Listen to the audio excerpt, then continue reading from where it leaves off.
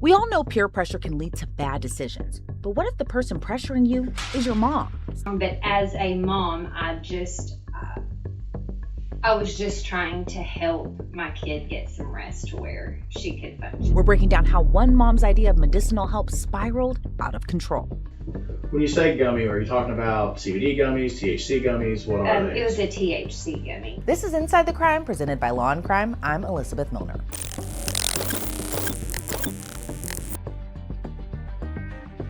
A small dose of melatonin, chamomile tea, these are the things that are supposed to help you rest. But this mom decided, forget all that. Here's an edible instead. It's January of 2025. We're in Paragould, Arkansas. According to court documents we've obtained, on January 6th of that year, a tip came into the Arkansas Child Abuse Hotline that a parent was giving their teenager weed edibles and alcohol, not once or twice, but on multiple occasions. The teen, whose name and age isn't mentioned in the report, took a urine test. On January 14th, court documents say that test returned positive. 2 days later, the teen was interviewed by Arkansas State Police. She reportedly revealed it was her mom who pressured her into taking THC gummies multiple times over the past 7 months. That same day, the teen's mom, Lacey Lashley, is interviewed by detectives. All right. I do have to read your rights to you, okay? Okay. Due to there being criminal elements to what's going on. Just say yes or no for me, okay? Okay. Do you understand that you have the right to remain silent? Yes. Do you understand that anything you say can and will be used against you in court? Yes. Lacey agrees to talk with the detective without a lawyer. And her explanation is, well, something I haven't heard before. I'm sure you understand why we're here today. What exactly is going on? Like, we had tried everything, and her sleep had gotten so bad that it was affecting, like, she was just not able to function, and we had tried everything else. I was like, okay, being a mom, I'm distraught, and I'm like, okay, I don't want to give her Benadryl for her to go to sleep, because that's not good. And so, I went through all of it, and I had some gummies, and I was like, here, take a bite off of one of the, she's never had a full gummy. It was always like a piece of one or a bite, and I know that doesn't change anything, and I know it's wrong, but as a mom, I was just trying to help my kid get some rest to where she could function. Yep, your ears aren't deceiving you. Lacey thought by giving her daughter THC gummies, it would help her daughter rest. But I know that it wasn't the right thing to do, and I've never done anything in my life to get in trouble. I'm an avid rule follower. So, like I said, I completely understand it was in the wrong, but I was just trying to help my baby get some rest, because she and her dad do not get along. Okay. And so trying to battle in between them and take care of her and keep her in a good place and all of that, it was just, I had given her one, and she slept, given her a bite of one, clarify, and she had slept really well. We didn't do it every night. It was just whenever she was really struggling to go to sleep, I would let her have a bite of one. Okay. When you say gummy, are you talking about CBD gummies, THC gummies? What are they? It was a THC gummy. Parts of the body cam have been redacted by the police department, so it's unclear how she purchased and obtained the gummies each and every time. As far as how long she's been giving them to her daughter, Lacey admits she's been doing it for months. And I had some left from whenever I still had my card, because whenever they ran a special, I would, whenever they ran a special, I would just get some extra ones and put them up. Okay. So when did we start giving her the gummies?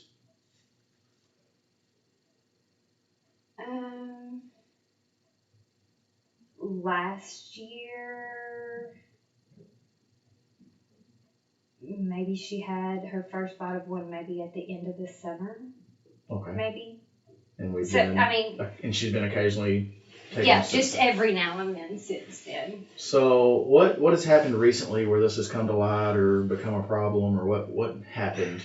recently? What has happened now, and I'm in the process of trying to relocate. Okay.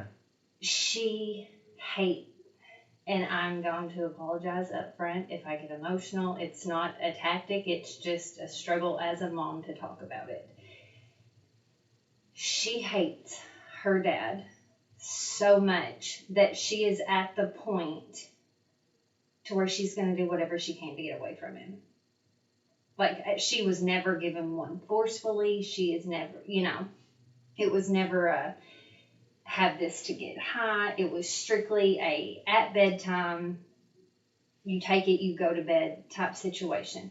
But she has been on this kick for it's been bad for the past year. Mm-hmm. Like that, and that played a big part of me staying with her because she didn't want to stay with her dad by herself. What's y'all's custody agreement?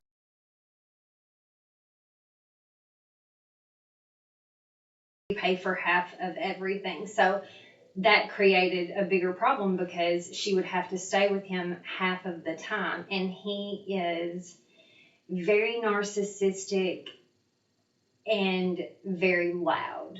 And he's a bully as a man. And it's not that he hits her. He does. I mean, I honestly can't remember the last time that she got a spanking or he physically hit her. But I mean, she's at that age now, more of grounding and stuff. The detective spoke with the teen's dad on January 21st, a week after their interview with Lacey. So I guess there's a lot of animosity between you and her. Is that a little bit? What she wanted out? She wanted out of the house because we made her listen and give her structure. She didn't much care for that. Do you think it's because of the structure that where most of y'all's problems come I from? know it is, but yeah, that's messed up. So, like I said, there may be some issues of wanting y'all split up, but I do think there is a bigger issue as far as apparently. Yeah. This is what we're doing. See, I didn't know it had been that long. Okay. She'd been doing it that much. Yeah, she told us since the end of June, and Lacey told us that in the summer. So I mean, it was pretty consistent. And she did say that at some point she began sneaking some of those things just because she knew where they were and they were out in the open type deal. And occasionally your wife guilty, but also she was sneaking them on top of that. But at the end of the day, even you know how it is with alcohol or any drug really, you can easily get addicted the way it makes you feel. And we got a 15-year-old, 2 different substance abuse problems. Even if you want to argue that it's just marijuana or just alcohol, it can be a problem, and it can even if it was just melatonin or Benadryl, I think it's a problem. And it can exacerbate. That's where our concern was, is if you are alcohol, what does alcohol do? It makes it worse. It's a depressant, and that's where we got involved.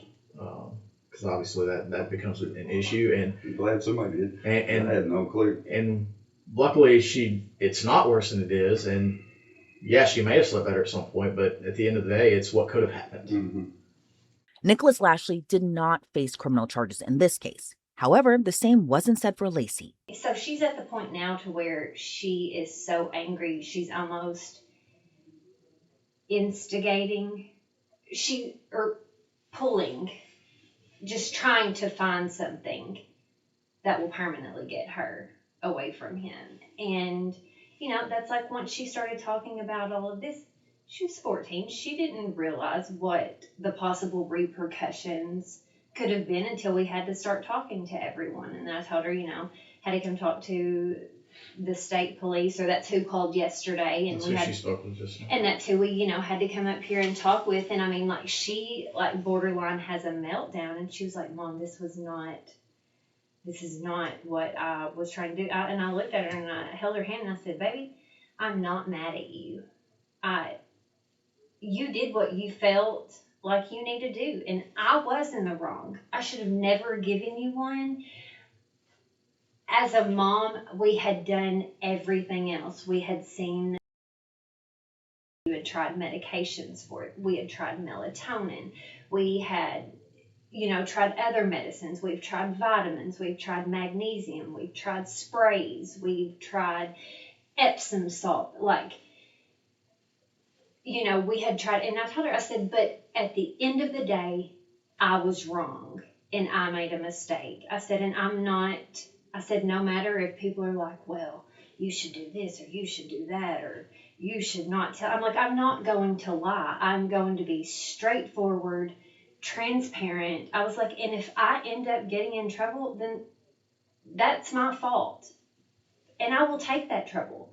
But I was doing whatever I could to help my child.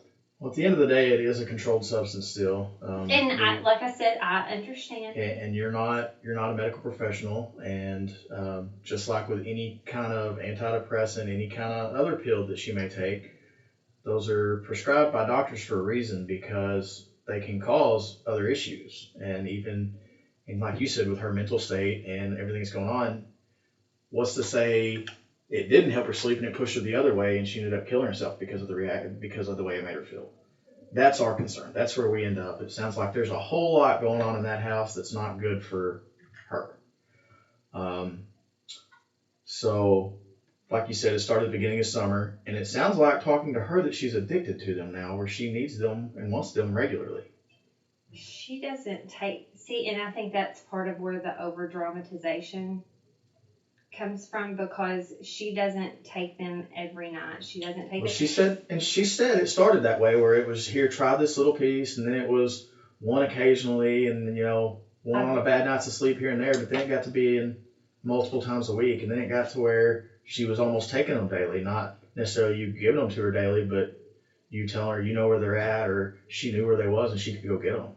It wasn't just edibles the detective was concerned about. Remember, during the investigation, they learned the teen girl may be abusing alcohol too. Y'all have alcohol at home that y'all keep? There's like a basket that, it's been there for forever. But yes, she does have access to it. And now, since all of this happened, she did come clean that she had gotten into the alcohol without permission. And, with all of this happening and, just a whirlwind of so many different things going on, she's not had any more gummies. She's not had any medication she's not supposed to have. And I can't change anything from the past. I can't fix anything that has happened. I said the only thing I can do is start making changes, moving forward. I said, so there is no, her medication. I have been watching her, making sure she takes her medication. When she takes it, I've moved the other medications out of her medicine closet. What do you mean by the other medications? Benadryl, anything that could potentially be, that she could use in a bad form. Because she's been really, really emotional here lately and stuff, and I've been very, very concerned. I have kept her with me the majority of the time here.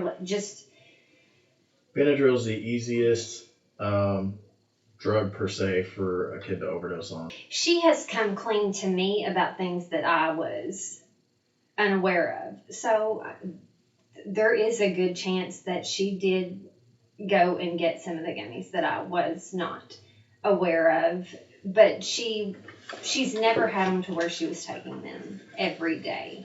So my next concern is the grape gummies that I guess you told DCFS about.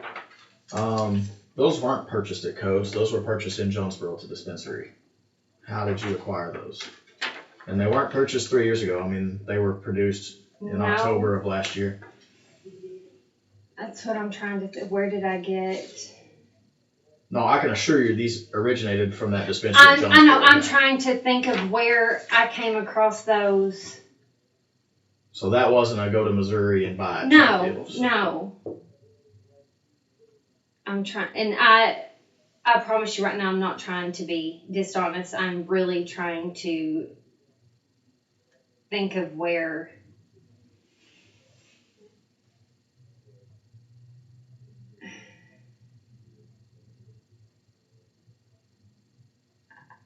Honestly, I'm not 100% sure.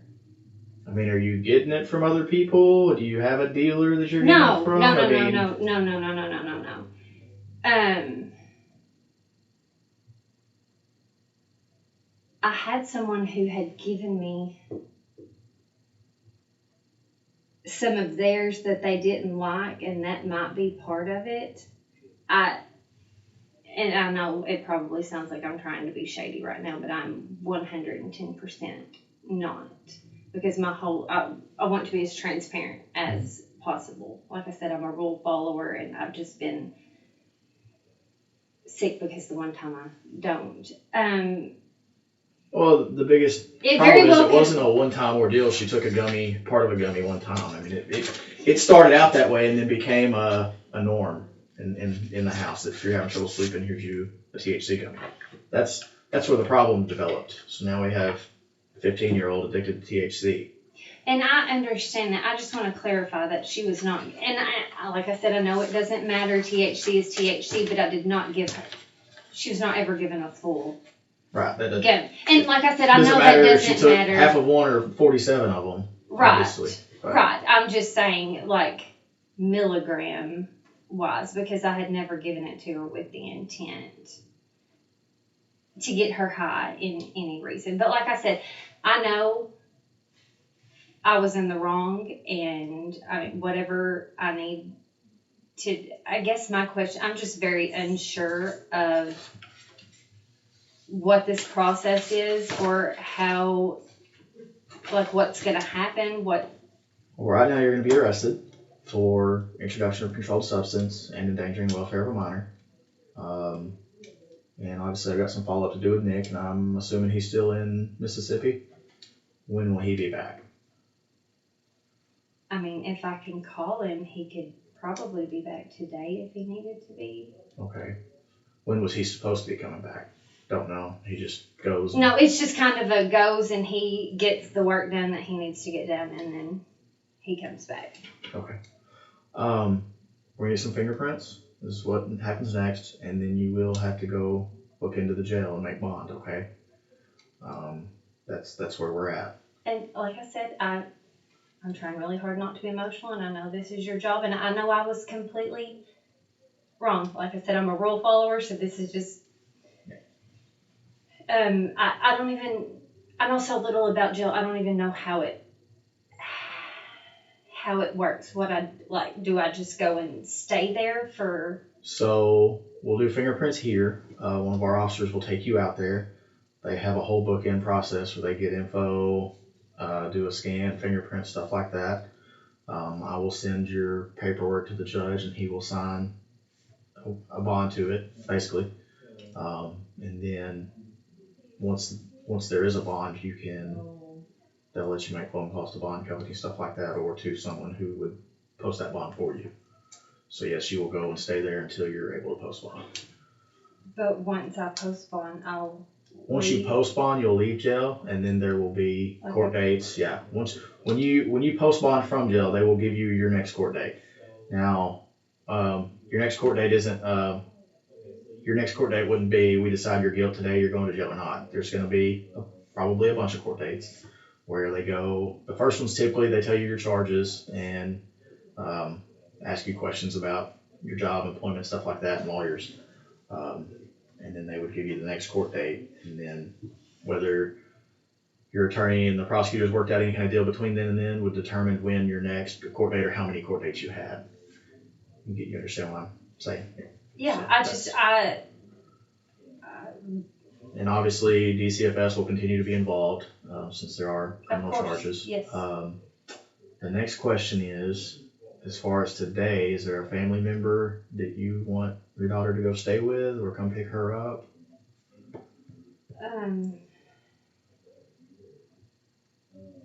I mean, I'm sorry. I know it's a lot. According to court documents, Lacey Lashley was charged with 1 count of introduction of a controlled substance into the body of another person, which is reportedly a Class C felony. She was also charged with a Class A misdemeanor of endangering the welfare of a minor in the 2nd degree. A judge set her bond at $5,000. Prosecutors decided not to move forward with the felony charge of introducing a controlled substance into the body of another person. And in April of 2026, a judge handed down her sentence, 12 months of a suspended sentence. In addition to the suspended sentence, an Arkansas judge ordered Lacey Lashley to pay all court costs and fees through $50 monthly payments.